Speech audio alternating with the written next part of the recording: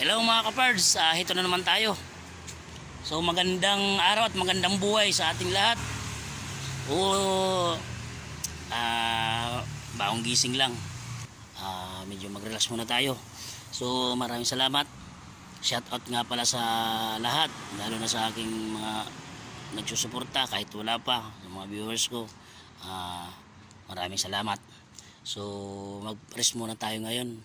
Siguro muna ako ngayon, magdilig-dilig muna tayo kasi naiinip ako walang magawa sa medyo nananamlay yung mga pananim natin. Samahan nyo muna ako magdilig-dilig. Magdilig tayo ng halaman at saka yung kunting pananim natin papakita ko sa inyo, at least kahit pa paano mayroon tayong content. Ito mga natin, halaman natin.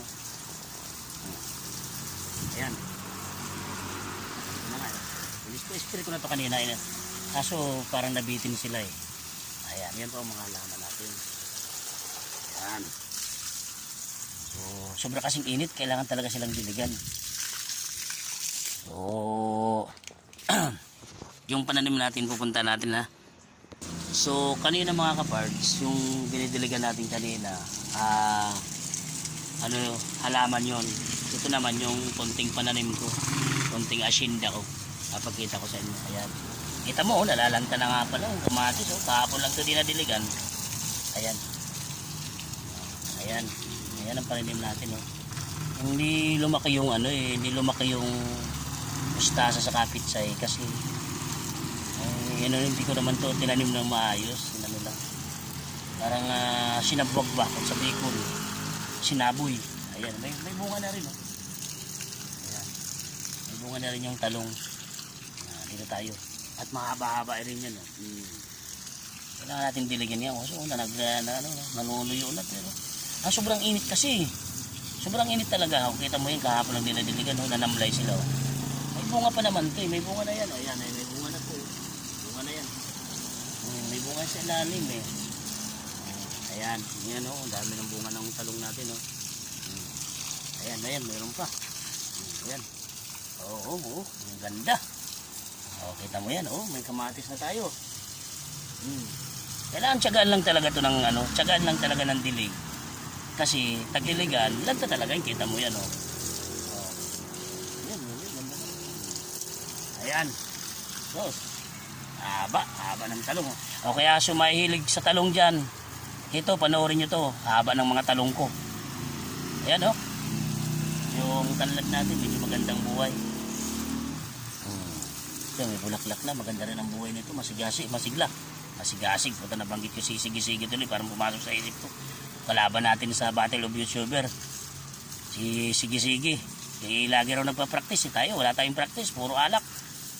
Sige lang, pilitin natin lumaban kung gusto nila. Ito. Sige, dito tayo sa dulo. Ayan, medyo nabansot to. Kasi siguro nainitan ng mga bakit? Pinabulungan naman to So ayan, hanggang doon.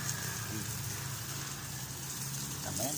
Ito lang tanim natin Tiyaga lang magtanim para mayroon tayong aanihin, hindi pala haharbisin. Ayan haba. Uy nako, sus Maria Josep. Ito, ang lalaki na panoorin nyo to, yung may hilig sa mga habang talong dyan, ito na ang solusyon. Ayun, malaki na, mahaba pa. Ayan, nakita nyo ng talong, ang talong ko. Dami. Yan pa. Salamat nga pala sa pagsama sa akin sa pagdilig mga kapards. Ito, ayan, may bunga, may kamatis. Kaya lang yung pichay natin medyo hindi maganda yung kasi maraming damo na tinatamad ako magbunot So ito pa talong.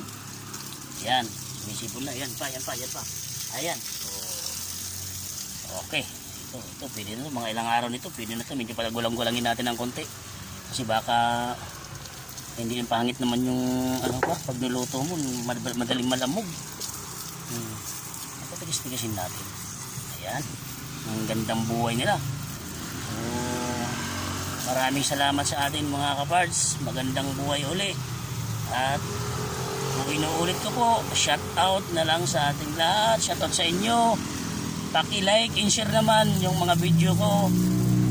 At mag-comment na rin. So, thank you very much. At tapos na yung ating pagdidilig. Maraming salamat sa pagsama sa akin. God bless sa atin. Thank you. Maraming salamat po. Hanggang dito na lang.